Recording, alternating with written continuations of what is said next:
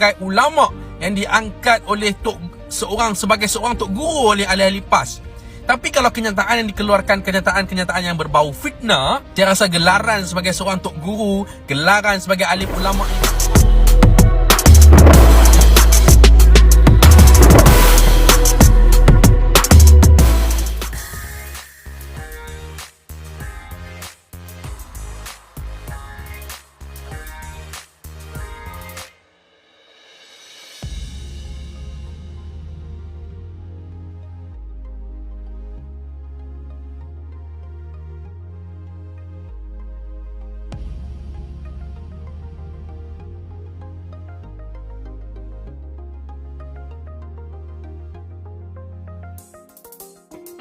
Hai, Assalamualaikum, saya Farid Maulud. Hari ini saya nak ulas sedikit tentang kenyataan yang dikeluarkan oleh Hadi Awang berkenaan dengan kenyataan yang dikeluarkan #tolak DAP pro-komunis. Saudara-saudara sekalian, dalam hadis yang diriwayatkan oleh Nabi Muhammad SAW, dalam hadis riwayat Bukhari dan Muslim, dia sebut la yadkhulu jannah namam, tidak masuk syurga orang yang sebab-sebab fitnah.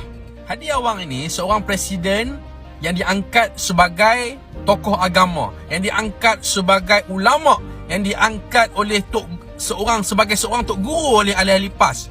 Tapi kalau kenyataan yang dikeluarkan, kenyataan yang berbau fitnah, saya rasa gelaran sebagai seorang tok guru, gelaran sebagai alim ulama ini tak patut diberikan kepada beliau. Saya nak mesej ini sampai kepada Hadi Awang.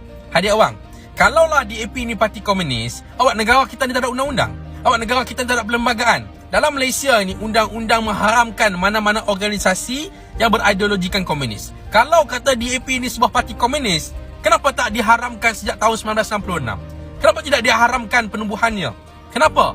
Sebab dalam perlembagaan DAP, ideologi DAP bukan ideologi komunis. Dan benda ini, dia sendiri tahu ketika mana dia bersama-sama dengan DAP dulu.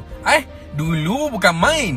DAP kawan kita, DAP sahabat kita, kita perlu mempertahankan DAP, perlu menangkan Diana Sofia di Teluk Intan. Kenapa bila sekarang jadi musuh menggunakan fitnah-fitnah begini? Kenapa? Wahai Hadi Awang, anda ini diangkat sebagai alim ulama oleh ahli-ahli PAS. Cubalah berperangai macam alim ulama sedikit. Jangan duk sebab fitnah tak tentu hala. Jangan disebabkan oleh permusuhan politik anda menyebarkan fitnah kepada Parti Tindakan Demokratik DAP. Bayangkan kalaulah seluruh ahli-ahli PAS di Malaysia ini menggunakan apa yang anda sebut.